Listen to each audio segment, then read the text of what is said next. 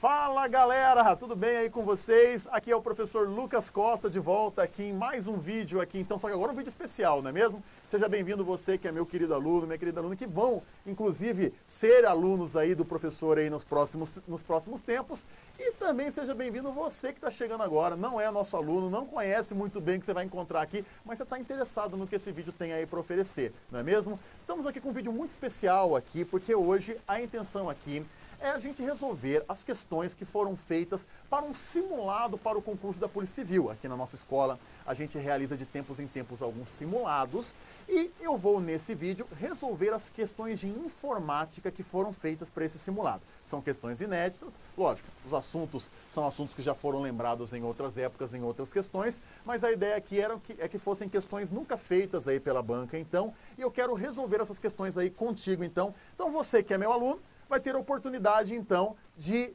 ver como é que a gente deve raciocinar para resolver essas questões aí. E você que não é aluno e está interessado em como é que foi esse simulado e tudo mais, você vai ter a oportunidade de fazer essas questões aí. Eu vou colocar elas aqui na tela aqui para você também e você vai ter a oportunidade de resolvê-las. A cada questão você vai poder pôr um pause no vídeo, pensar um pouquinho sobre ela e depois eu debato a resposta aqui com você então. São 10 questões de informática aqui nesse vídeo. Você já viu aqui no nosso canal. Quem não viu ainda, não percebeu, aí no nosso canal também tem resoluções de outras matérias, mas fica aqui comigo, fica aqui até o final comigo aqui, porque essas 10 questões são pertinentes a todo o edital da área de informática aqui do concurso da Polícia Civil aqui de São Paulo, e que a qualquer momento vai abrir o edital, talvez até quando você viu esse vídeo, o edital já está lançado, você já está aí na boca do lobo, aí a prova está para rolar aí já, né? Bom, sem mais delongas, então, vou mostrar as questões uma a uma. Eu vou trazer para você, então, o raciocínio que você deve ter em cada uma delas, perfeito? Então, vamos lá, então. Ó, slides aqui na tela. A primeira questão que eu quero apresentar para você aqui é uma questão da área de hardware aqui para gente, e ela vem o seguinte. Das memórias abaixo, qual delas apresenta a característica de ser volátil aí para nós, então? Estou praticamente te perguntando, então, qual memória aqui é volátil para nós? Será a memória ROM, HD, flash, memória SSD ou será a memória cache aí para nós? Você já sabe então, hein? Quem não fez essa pergunta ainda, você não fez, tá vendo pela primeira vez aí, pausa o vídeo, pensa um pouquinho e quando você tiver a noção de qual deve ser a resposta correta, você solta o vídeo aí de novo.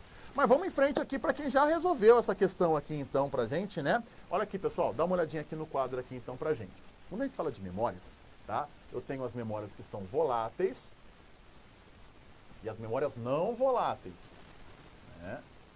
Mas, professor, não sei nem o que é ser volátil. Esse é o segredo da questão, né, pessoal? Memória volátil é aquela memória do computador que ela armazena os itens nela, mas se você cortar a energia elétrica, os dados nela são apagados.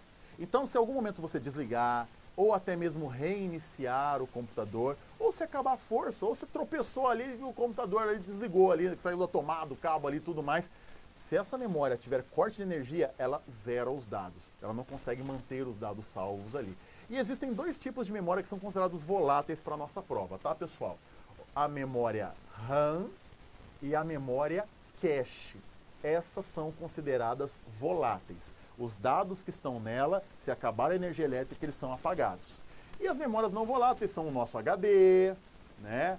A memória ROM, a memória flash, que também é conhecida como memória SSD, que é a memória dos celulares, pendrives, cartões de memória, um chipzinho de memória que fica ali, né? Esses equipamentos aqui, pessoal, esses itens aqui, se você desligar o computador, se você cessar a energia elétrica, os dados neles não são perdidos, não é mesmo? Você salvou algo no pendrive, você pode tirar ele da energia elétrica que não vai perder. Você salvou algo no HD, pode desligar o computador que não vai perder.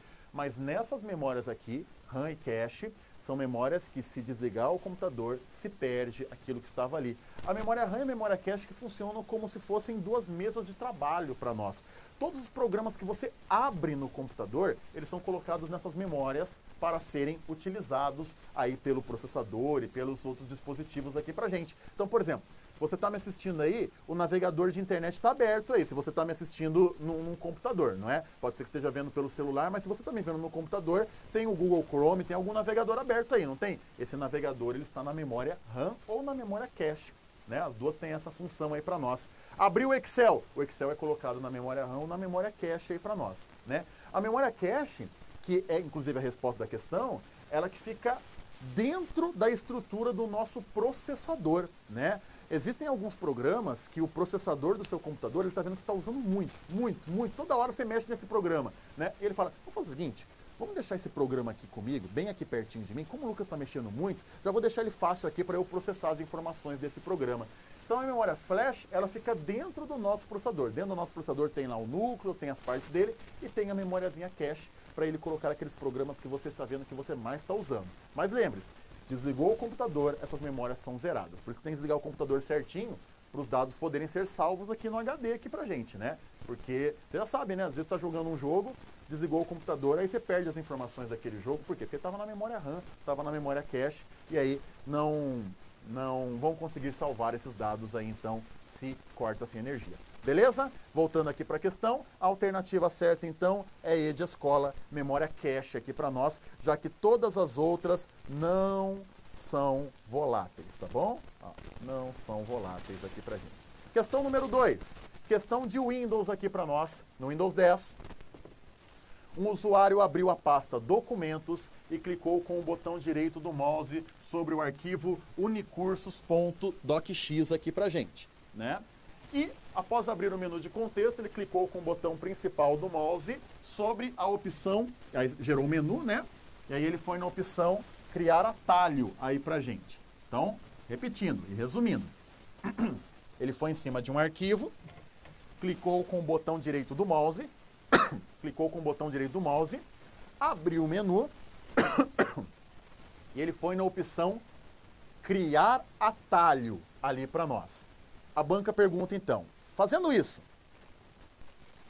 A, ele vai criar imediatamente um atalho na própria pasta documentos. B, ele vai criar um atalho na área de trabalho. C, cria um atalho e esse atalho vai permanecer na área de transferência. D, vai abrir uma janela solicitando que se escolha o local para ser colocado atalho. E E, vai abrir uma janela solicitando que se escolha para qual arquivo eu quero criar um atalho. Turma, olha só, veja que o professor, malandramente, ele colocou aqui um caminho que a gente não está acostumado a entrar. Qual é o caminho que as pessoas mais costumam fazer para criar atalho? A gente clica com o botão direito do mouse, aí abre um menu em cima do arquivo, né? Você pode fazer a experiência aí. A maioria das pessoas, quando abre esse menu, que é o menu de contexto, né? A maioria das pessoas vai na opção enviar para, e aí vai na opção área de trabalho, para criar esse atalho, né? Isso é o que está todo mundo acostumado aí, todo mundo está acostumado a fazer. Mas não foi esse o caminho que eu descrevi aí no enunciado. Eu descrevi o caminho que as pessoas menos entram para criar um atalho, que é ir com o botão direito do mouse e tem direto lá uma opção escrita criar atalho. Se eu for nessa opção direto, ó, são duas opções diferentes. Se eu for direto nessa opção, onde que vai ser colocado o atalho? Vai ser colocado, pessoal, na própria pasta documentos. Ele vai criar um atalho e esse atalho vai ser colocado na própria pasta. Faz a experiência aí daqui a pouco. Abre uma pasta, clica no arquivo com o botão direito e vai em criar atalho. Você vê que vai surgir um atalho na própria pasta aqui para nós então. Então, se eu fosse nessa descrição, né, nessa possibilidade aqui da esquerda, né, ele iria para a área de trabalho. Mas eu fui nessa outra hipótese, nesse outro comando aqui. Então, o atalho é colocado na própria pasta. Perfeito? Então, turma, então a ideia aqui foi que eu citei aqui um caminho menos conhecido, mas que, lógico, pode ser cobrado em provas, não é mesmo? Questão 3, o Word agora pra gente. No Word, um usuário necessita inserir numeração de página em um documento. Das alternativas abaixo, qual delas é a única que não será encontrada como opção no botão número da página? Aí eu tenho a opção A, início da página, tenho a opção B, posição atual, tenho a opção C, centro da página, tenho a opção D, margens da página, e a opção E, fim da página. Gente, numeração de página, hein? Vamos numerar páginas aqui para nós. E ó, eu sempre levanto esse alerta quando a gente chega nesse botão lá no Word. Eu tô aqui agora lá na guia inserir, né? Guia inserir. E dentro de um grupo chamado cabeçalho e rodapé. Então esse é o endereço aonde eu encontro o botão número de página, né? cabeçalho e rodapé aqui para nós. Quando você clica no botão número de página, pessoal, existem 4 opções de numeração de páginas. Só uma daí não existe lá. Quais são as 4 e qual é aquela, principalmente, qual é aquela que não tem como opção? E eu vou ajudando você aqui agora, ó.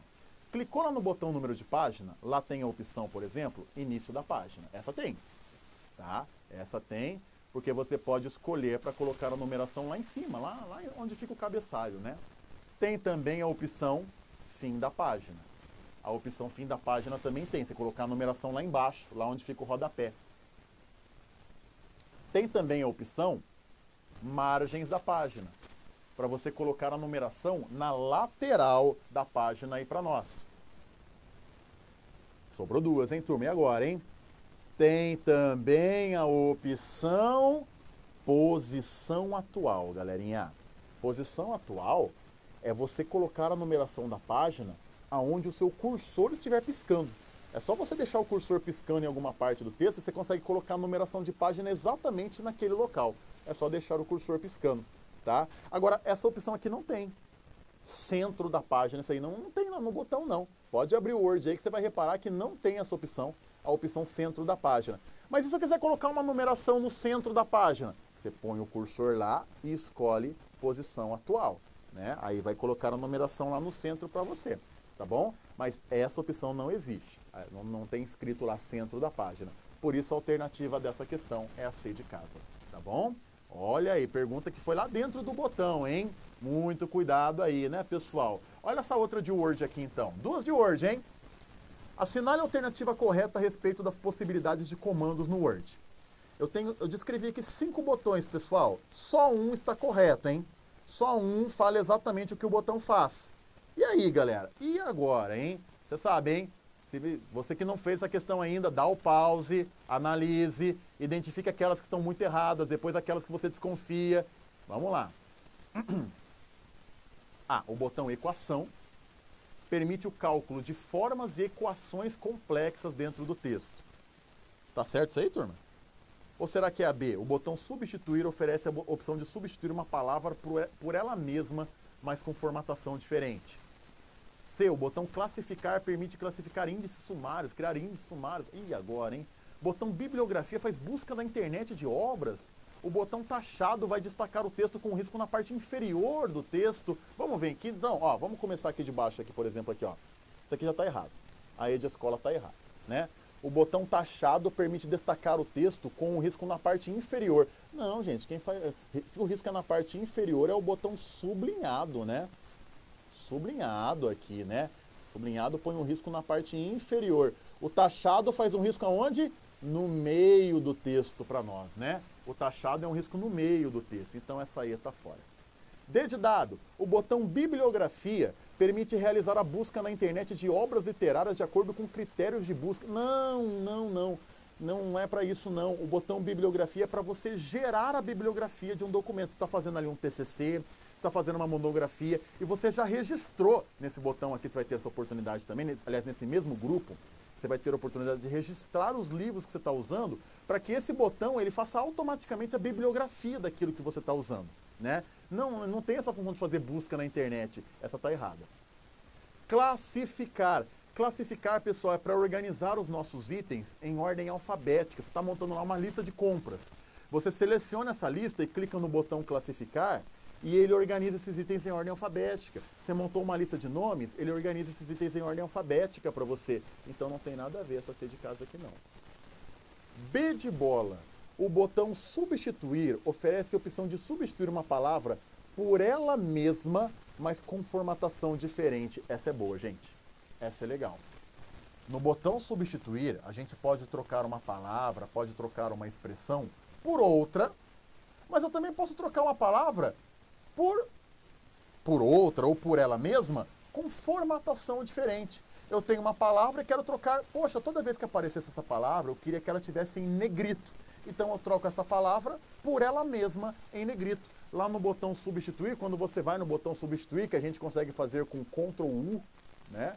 Ctrl U, abre-se uma janela e naquela janela que abre lá no Word, você vai na opção mais. Tem lá embaixo uma opção chamada mais. Clicando nessa opção vai ter a oportunidade lá de você trocar uma palavra por ela mesma em negrito, em sublinhado, com outra fonte e tudo mais. E a A de amor tá errada, né, pessoal? Porque o equação ele não faz cálculo, tá bom? O equação é só para inserir fórmulas matemáticas. A ideia não é ficar realizando cálculos aqui pra gente, tá bom? B de bola é a resposta certa dessa questão aqui. Vamos para a questão número 5. Excel agora na tela. Agora mais do que nunca, quem ainda não fez essa questão vai ter que parar para fazer, né, pessoal? Porque vai demorar um pouquinho aí o raciocínio. É a soma de duas fórmulas. Fórmula número 1, menor a 1C3 ponto vírgula 5. E eu tenho que somar com conte.c, de A2 até C3, maior que 50. Qual é a resposta baseado nessa planilha aí, turma? Vamos lá. Dá uma pausa aí para fazer, não esquece, hein? Ó, primeiro, a fórmula menor. Se você já está acompanhando os vídeos aqui do canal, se você está acompanhando as dicas do professor aqui no canal e também nas redes sociais aqui da Unicursos, eu já dei dicas sobre essa fórmula aí, hein? Nossa, professor, eu estou conhecendo agora o canal. Então curte o canal, curte também a página da Unicursos lá no Facebook, curte lá o perfil da Unicursos no Instagram. Toda semana tem dica do professor e eu já dei dica aqui dessa fórmula. A fórmula menor não é para achar o menor número. A fórmula menor engana pelo nome. A fórmula menor é para achar uma posição específica. Como é que a gente lê aqui? Nós estamos querendo, de A1 até C3, saber qual é o quinto menor número. Aqui, ó, de A1 até C3, qual é o quinto... Essa aqui é uma posição, né, pessoal? A fórmula menor sempre tem uma posição que eu quero encontrar. Né? Nossa, escrevi horroroso agora a posição aqui, até vergonha, vou até apagar, né? Ela é uma posição aqui que a gente quer encontrar, não é mesmo, gente? Então, ó, vamos ver qual que é o quinto menor número aqui, ó. O menor número é 20, ó, 20. O segundo menor é 30. O 30 ele repete. E toda vez que o número repete, você tem que mencionar ele de novo, ó. O terceiro menor número é 30 também. Números repetidos você menciona de novo, tá? O quarto menor número é 40 e o quinto menor número é 50. O quinto menor número aqui para nós, então, quinto menor número é o número 50. Então, a resposta dessa fórmula aqui é 50. O quinto menor número de A1 até C3 aqui, então. Entenderam, turma? Espero que sim, hein? Se não entender alguma coisa aí, põe nos comentários, hein? Põe nos comentários. Lembrando que todas essas questões aqui podem ser cobradas na prova, hein, turma? Nada de comentar isso aí. Ai, mas será que cai isso aí mesmo? Cai sim, senão não colocava para você, camarada, tá? Então nada de comentário aí achando muito difícil, achando muito complicado. Vamos deixar comentário aí falando, ah, vai dar para fazer, eu consigo, professor, vou aprender e tudo mais. Comentários para animar o negócio aqui, hein? E aí eu tenho outra fórmula aqui, ó. Conte.c, de A2 até C3, conte.c é para fazer contagem de células, né, pessoal? Como é que a gente lê aqui, ó? Excel, de A2 até C3, ó, veja que é só de A2 agora, ó. De A2 até C3 é para contar quantas células tem números maiores que 50. Quantas células tem números maiores que 50? Vamos contar? Ó, eu tenho uma aqui que é maior que 50, duas que são maiores. Duas, pessoal. Só duas. Então, a resposta aqui dessa fórmula são duas. Duas células que tem conteúdo maior. Maior é maior, né, pessoal? Maior que 50. 50 mais... Ó, a primeira fórmula deu 50, a segunda deu o número 2. 50 mais 2, 52. B de bola é a resposta da questão aqui pra gente, então. Tá? Se não entendeu, deixa o comentário que eu vou acompanhando os comentários de vocês, tá, pessoal? Vou acompanhando os comentários aí e... Se pintar alguma dúvida, eu respondo, tá bom? Estou sempre acompanhando aí, tá? Questão 6, mais uma questão de Excel. Tenho aqui, pessoal, mais uma planilha. Ela tem palavras, ela tem números, tem até uma célula em branco lá em cima. E a banca disse que eu selecionei aqui, então, ó, as células de A1 até C3. E eu cliquei no botão mesclar e centralizar. Pergunta da banca. Isso aí vai virar uma célula só, vai virar uma célula mesclada, né? Uma única célula. Qual vai ser o conteúdo dessa célula? Qual vai ser o valor que vai ficar contido na célula mesclada? E aí, galera? Eu tenho certeza que alguns aí em casa estão respondendo assim, vai ficar uma célula em branco. Eu tenho certeza que tem alguns em casa dizendo, vai ficar 2020. eu tenho certeza que alguns vão falar, vai aparecer civil, né? Ou talvez até alguns tenham ido em algumas dessas outras alternativas, mas as três primeiras tem grande chance de você ter escolhido uma delas, né, pessoal? Né? Turma, mesclar é fazer tudo virar uma célula só. Mas quando essas células têm conteúdo, qual que vai ser o que vai ficar nessa única célula mesclada? Já vou te dar uma dica. Não será uma célula vazia. Toda vez que eu tenho células com conteúdos, pessoal, vai sobrar um conteúdo, vai sobrar um valor. Então, não é só viraria uma célula vazia se todas essas células estivessem vazias. Como elas têm conteúdo, vai ter conteúdo na célula mesclada sim. Então, a segunda pergunta, qual é esse conteúdo? E aí eu vou te dar uma regra. Você vai fazer o seguinte, toda vez que a gente for mesclar células, turma, primeira coisa, você vai escolher o conteúdo que estiver, o valor que estiver mais vamos escrever assim, ó, na linha mais acima. Ó, você vai olhar as linhas aqui, ó. Aquela que estiver na linha mais acima aqui, você vai optar. A linha que está mais lá em cima. Nossa, rabisquei tanto, né? Você pode até ficar perdido aqui, né? Ó, as linhas eu tô aqui, ó. Qual que é que está mais lá em cima aqui, ó? Essa linha aqui, né? Essa linha aqui, ó. Você vai optar pelo valor que está mais lá no alto, lá em cima. Mas não pode ser em branco, né? Então eu tenho duas palavras aqui em cima, ó. Civil, se fosse só uma dessas duas, já seria essa palavra escolhida. O valor que está mais lá em cima. Mas como tem duas, você vai ter que ir para a regra do desempate. No desempate você vai escolher o valor mais à esquerda, tá? Valor mais à esquerda. No caso aqui a palavra civil pra gente, tá, pessoal? Então, vamos escolher valores que estão mais lá no alto. Se tiver dois valores ou até mais, aí você escolhe aquele que está mais na esquerda. Mas a primeira regra é a regra da altura, tá, gente? Você escolhe uma célula que está lá, uma linha que está mais lá em cima.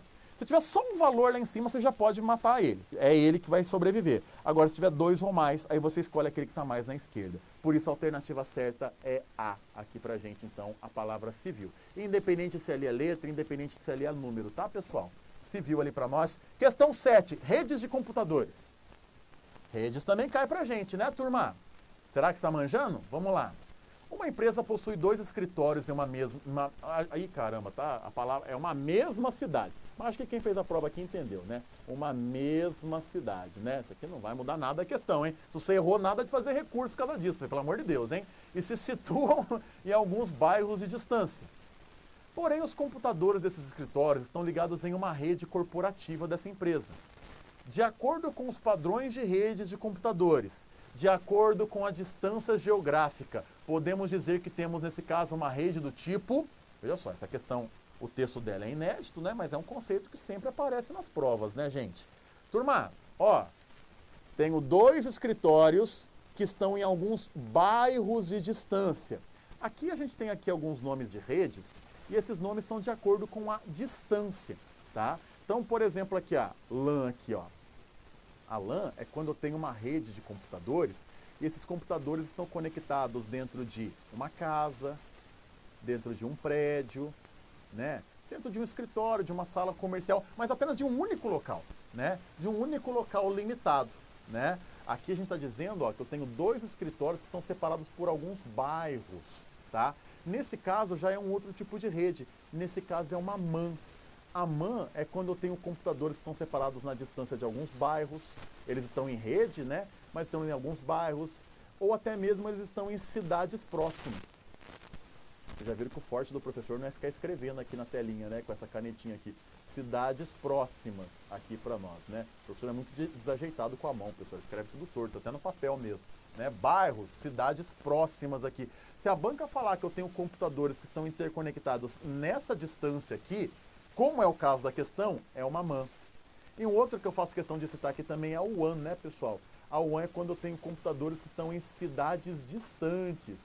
Eles estão bem distantes, estão em cidades bem longes, estão em estados, em países, em continentes diferentes. Como, por exemplo, a internet. A internet é um tipo de WAN, né?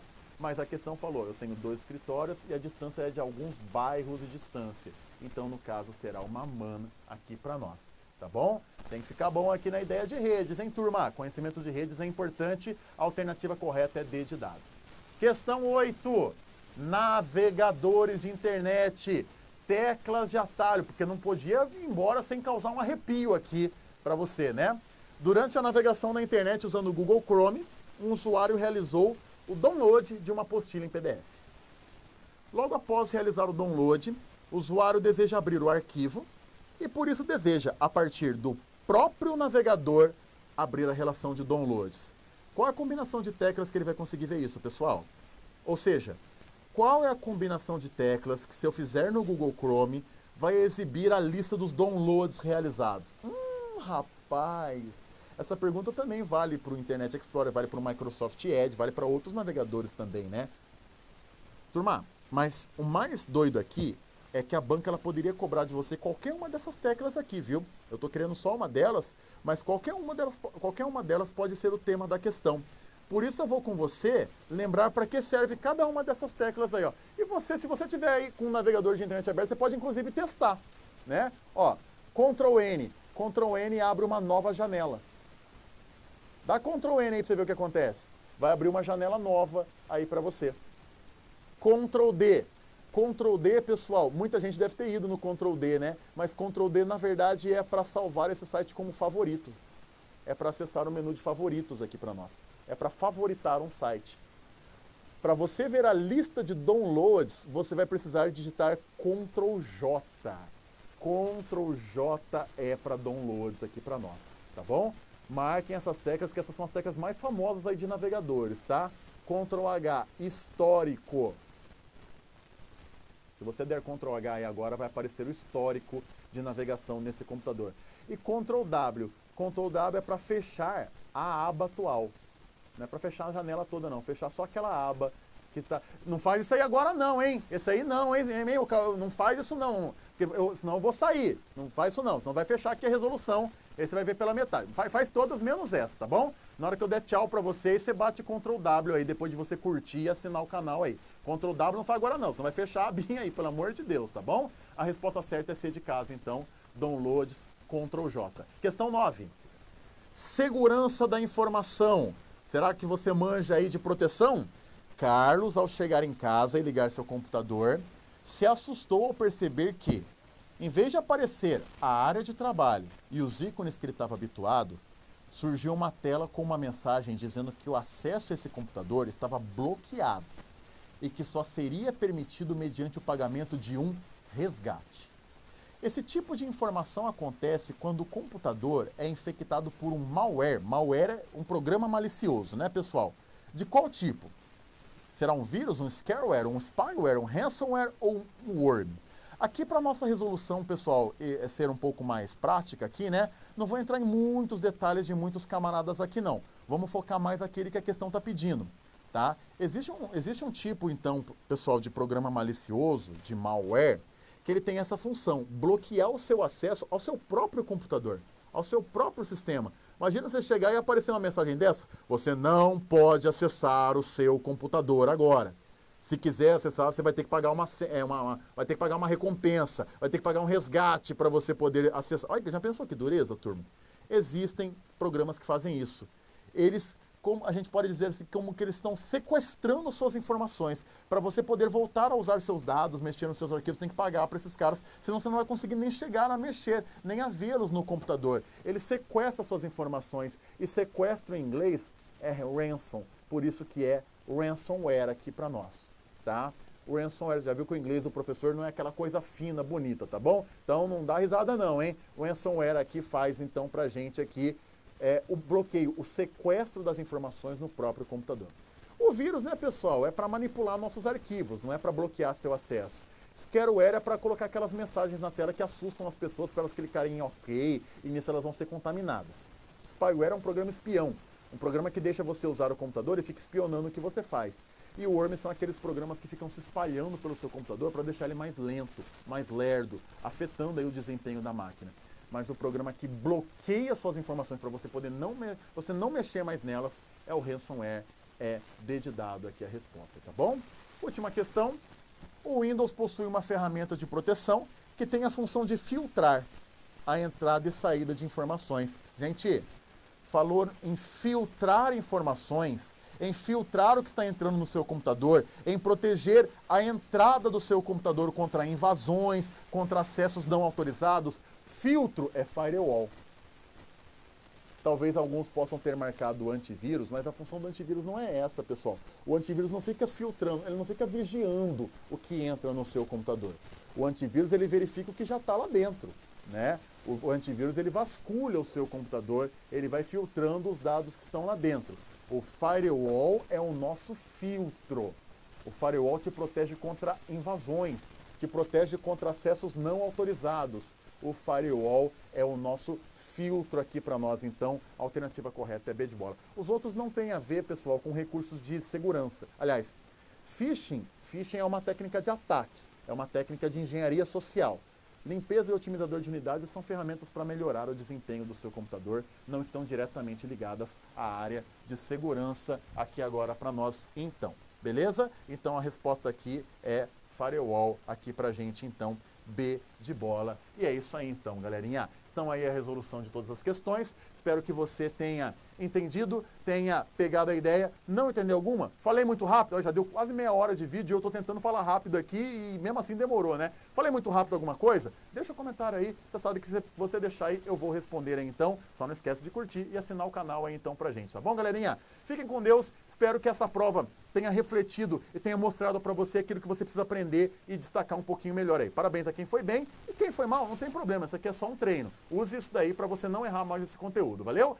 A gente se vê nos próximos vídeos então, galerinha. Grande abraço do professor. Fui, tchau!